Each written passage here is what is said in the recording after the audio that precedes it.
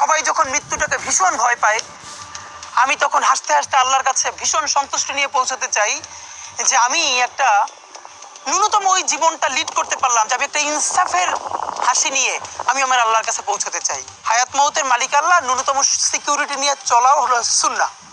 কিন্তু আমাদের লড়াইটা হলো, আমার মা স্বাভাবিকভাবেই কান্নাকাটি করেন, আমার পরিবার সবাই। তো আমি আমার মাকে বলেছি যে দেখো, মানে আমরা যে লড়াই নেমেছি, আমার একটা মনে হয় কি, কোনো রাজনীতিবিদের না বাসায় মৃত্যুটা হইতে পারে না, এটা কোনো ভালো মৃত্যু না। যিনি রাজনীতি করেন, যিনি লড়াই করেন, যিনি বিপ্লবী, যিনি সংগ্রামী, তার মৃত্যুটা হবে একটা সংগ্রামের মধ্য দিয়ে, একটা রাজপথে, একটা গ্লোরির মৃত্যু। আমি তো ভীষণভাবে প্রত্যাশা করি, আমি ছোটবেলা থেকে এই স্বপ্নটা দেখি, অনেক জায়গায় বলেছি, একটা তুমুল মিছিল হচ্ছে অন্যায়ের বিরুদ্ধে, সেই মিছিলের সামনে আমি আছি, কোনো একটা বুলেট এসে আমার বুকটা হয়তো বিদ্ধ করে দিয়েছে, এবং সেই মিছিলে আমি হাসতে হাসতে আমি শহীদ হয়ে গেছি।